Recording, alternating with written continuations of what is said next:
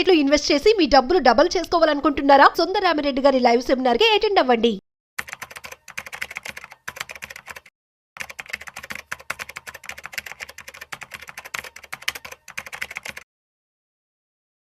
నమస్తే సుందరరామిరెడ్డి గారు. నమస్తే sir. Sir first of all belated happy Akshaya తృతీయ.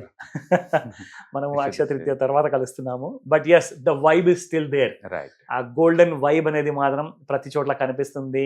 మార్కెట్స్ బాగా రేట్స్ పెరిగాయి, రైట్. అందులో డౌట్ లేదు. బాగా కష్టంగా ఉంది కొనాలి అంటే ₹1,00,000 దగ్గర బంగారం ఉన్నప్పుడు. అయినా కానీ పబ్లిక్ ఆర్ ప్రిఫరింగ్ గోల్డ్. ఒకవేళ దీనికి బదులుగా ఒక గోల్డెన్ స్టాక్స్ అంటే మన గోల్డ్ జ్యువెలరీ మ్యానుఫ్యాక్చర్ చేసే కంపెనీస్ ఉన్నాయి. The one only the Tatas ఉన్నారు ఇందులో, చాలా లిస్టెడ్ కంపెనీస్ ఉన్నాయి. గోల్డ్ ప్రతిసారి ఇప్పుడు 30% ఇవ్వదు కదండి ప్రతి శాతం, కానీ స్టాక్స్ మాత్రం ఇచ్చే అవకాశం ఉందంటారా ఒకవేళ ఇన్వెస్ట్ చేస్తే? ఫస్ట్ ఆఫ్ ఆల్ ఈ అక్షయ తృతీయ ఫెస్టివల్ రాగానే అందరూ అంటే అట్లీస్ట్ ఇండియన్స్ వరకు ఈ గోల్డ్ గురించి డిస్కషన్ చేస్తూ ఉంటారండి. అంటే ఆ ఫెస్టివల్ రాకముందు 1 month నుంచి బీన్ అవుతుంది, అయిపోయిన తర్వాత 1 month కూడా డిస్కస్ చేస్తూ ఉంటారు. ఓకే. అంటే 2 things అండి ఇక్కడ. ఒకటి, gold as a asset class గా మనం తీసుకున్నాం అనుకోండి, ప్రతి అక్షయ తృతీయ వచ్చినప్పుడల్లా ఎంతకంత 1 గ్రాము 2 గ్రాము 5 గ్రాము అఫోర్డబిలిటీని బట్టేసి కొనుక్కుంటా పోతున్నాం అనుకోండి, అది అప్రిషియేషన్ అసెట్ తప్ప డిప్రిషియేషన్ ఏం కాదు కదా. So it's good thing. అది కొత్తగా హ్యాబిట్, ఒకటి మంచి హ్యాబిట్ వచ్చినట్టు లెక్క మనకి. సో డబ్బున్న వాళ్ళకి రిస్క్ డైవర్సిఫై చేద్దామన్నా లేదా కొత్త అసెట్ ని అక్విజిషన్ చేద్దాం అనుకున్నా అప్రిషియేషన్ అనేది మంచి స్టార్టింగ్ డే, మనం అలా చూసుకోవచ్చు. రెండోది, బ్యాడ్ వెర్షన్ చూద్దామండి. సొసైటీలో ఈ ప్రెజర్ వల్ల ఏంటంటే అందరు కొంటున్నప్పుడు మనం కూడా కొనాలేమో అని చెప్పేసి తక్కువ లో ఇన్కమ్ ఉన్నోళ్ళు కూడా ప్రెజర్ బిల్డప్ అవుతుంది వాళ్ళు బాగా. ఎందుకంటే గోల్డ్ అనేది మిగతా అసెట్స్ తో పోల్చుకుంటే కొంతవరకు పర్వాలేదు, కానీ దానికన్నా బెటర్ అసెట్సే ఉన్నాయి. కరెక్ట్. అందుకని గోల్డ్ నిజంగా ఇన్వెస్ట్ చేయడం అందరికీ అంత వర్త్ అంటే అందరికేం కాదండి. ఆల్రెడీ వేరే అసెట్స్ ఉండి డిస్పోజబుల్ ఇన్కమ్ ఉంటే పర్వాలేదు, కానీ అదర్వైజ్ వర్త్. కాకపోతే ఇండియాలో ఏంటంటే మ్యారేజెస్ అప్పుడు గోల్డ్ పెట్టనేది కంపల్సరీ. అందుకని దీని మ్యారేజ్ సీజన్ వరకు అట్లీస్ట్ గోల్డ్ ని ఒక అసెట్ క్లాస్ అనే బదులు ఒక యూటిలిటీ అంటే బెటర్ ఏమో. ఓకే. ఎందుకంటే ఇవి సమ్మర్ అంటేనే మ్యారేజెస్. అవును. అంటే మ్యారేజెస్ అప్పుడు ఖచ్చితంగా మీరు ఎంత రిచ్ అయినా పూర్ అని సంబంధం లేదు, అవును, గోల్డ్ ప్రాధాన్యత మనం నెట్టి పడేయలేము. yes that's true అండి. అండ్ మిగతా కంట్రీలో అయితే గోల్డ్ యాజ్ ఏ అసెట్ క్లాస్ కాబట్టి తగ్గినప్పుడు కొంటా ఉంటారు, పెరిగినప్పుడు అమ్మటం కానీ హోల్డ్ కానీ చేస్తూ ఉంటారు. బట్ ఇండియాలో అట్ట కాదు, మ్యారేజెస్ అప్పుడు కొనాల్సిందే, నువ్వు డెడ్ లైన్ అది ఇంకా అంతే, డెడ్ లైన్ ఆ టైంలో కొనాల్సింది ఎంత రేట్ ఉన్నా. అందుకని ఇండియాలో గోల్డ్ రేట్ పెరిగితే సఫర్ అయ్యే వాళ్ళు ఎక్కువ తప్ప మాకింత వచ్చిందని చెప్పేసి హ్యాపీ ఫీల్ అయ్యే ఎవరు ఉండరండి. ఎగ్జాంపుల్ లాస్ట్ ఇయర్ ఆల్మోస్ట్ మనకి 31% దాకా పెరిగింది గోల్డ్, దాన్ని హ్యాపీ ఫీల్ అయ్యే ఎవరు లేరండి ఇంత పెరిగిందని. అది అందుబాటులో లేకుండా పోతుంది మనకు అని ఫీల్ అయ్యే వాళ్ళు ఎక్కువ మంది ఉంటారు. ఉన్నోళ్ళు కూడా అదే ఫీల్ అవుతారు, అంటే వాళ్ళు అసెట్ క్లాస్ గా ఫీల్ అవుతల్లా అదొక మనకు అందుబాటులో లేని వస్తువు అవుతుందేమో అన్న ఫీల్ అవుతున్నారు వాళ్ళు. అందుకని ఇండియాలో అది జస్ట్ అసెట్ క్లాస్ కాదండి, అంతకు మించి సొసైటీలో ఒక స్టేటస్ సింబల్ అనండి, లేకపోతే ఒక ట్రెడిషనల్ అండి, లేదా కల్చర్ లో పార్ట్ అనండి, అంటే మహిళకి కంపల్సరీ అది పార్ట్ అనమాట అంతే. అందుకని ప్రతి ఒక్కళ్ళు ఏంటంటే అక్షయ తృతీయ ఉన్నప్పుడు లేకపోతే ఎవ్రీ మంత్ గోల్డ్ లో ఇన్వెస్ట్ చేయడం అనేది కామన్ ఇండియాలో, ట్రెడిషనల్ కూడా. అయితే గోల్డ్ లో ఇన్వెస్ట్ చేసే బదులు బెటర్ ఇన్కమ్ ఎక్కడి నుంచి వస్తుందంటే, ఈ గోల్డ్ మర్చెంట్స్ ఉంటారు కదా, గోల్డ్ ఆర్నమెంట్స్ తయారు చేసే వాళ్ళు ఎవరు, స్టాక్ మార్కెట్ లిస్ట్ అయిన కంపెనీస్ ఒక 10 దాకా ఉన్నాయి స్టాక్ మార్కెట్ లిస్ట్ అయ్యి. వాటిల్లో కనుక ఒక పోర్ట్ఫోలియో క్రియేట్ చేసుకొని ఇన్వెస్ట్ చేస్తే, ఏది గోల్డ్ పెట్టే బదులు డైరెక్ట్ గా, అంతకంటే మీకు ఎక్కువ రిటర్న్స్ వస్తాయండి. Okay.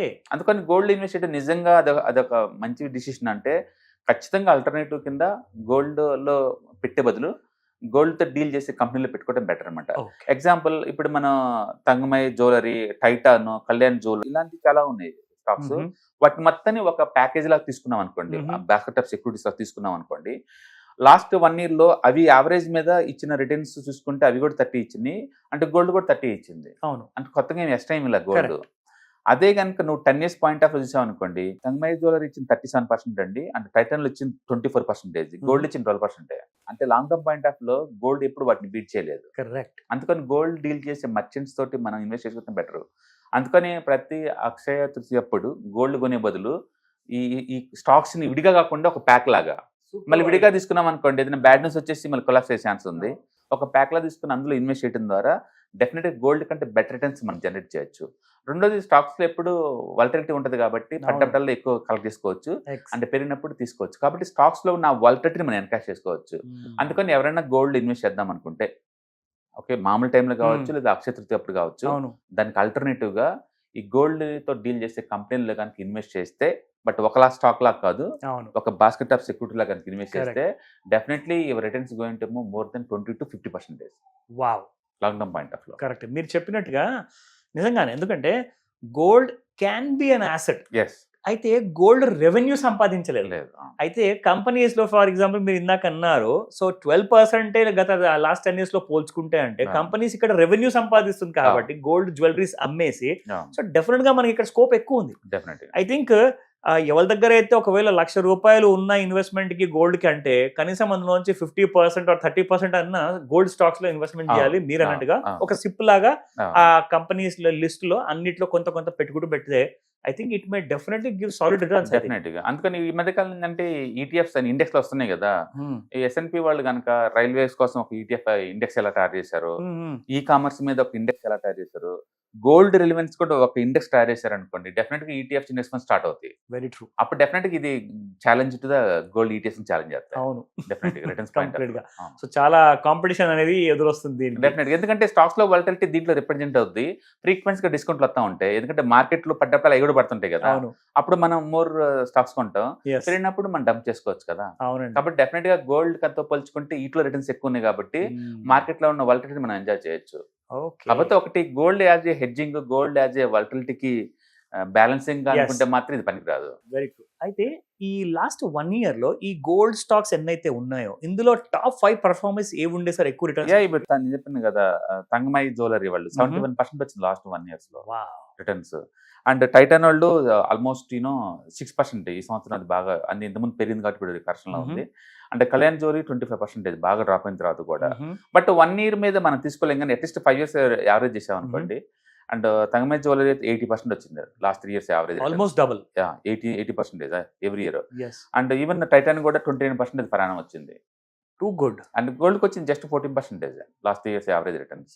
So still, so gold విషయానికి వస్తే గోల్డ్ జస్ట్ ఆకర్షణ మాత్రమే, రిటర్న్స్ విషయంలో నంబర్ 1 కాదు.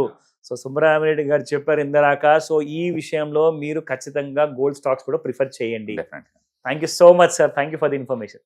Hi, 1 day class room environment లో ఆఫ్లైన్ వెబినార్ జరగబోతుంది. అండ్ ఇంట్రెస్ట్ ఉన్న పార్టిసిపెంట్స్ ఈ కింద స్క్రోల్ అవుతున్న నెంబర్కి రింగ్ చేసుకొని సీట్ బుక్ చేసుకోండి. దీంట్లో ETFs, index funds and mutual funds మీద completely and hand folding experience మీకు ప్రొవైడ్ చేయబడుతుంది. దీని ద్వారా ఏంటంటే మనం అసెట్స్ని స్టాక్ మార్కెట్లో ఎలా మేనేజ్ చేసుకోవాలి, ఎలా గ్రో చేసుకోవాలి, ఎలా ప్రొటెక్ట్ చేసుకోవాలో అంటే ప్రాక్టికల్గా నేర్చుకుంటారు.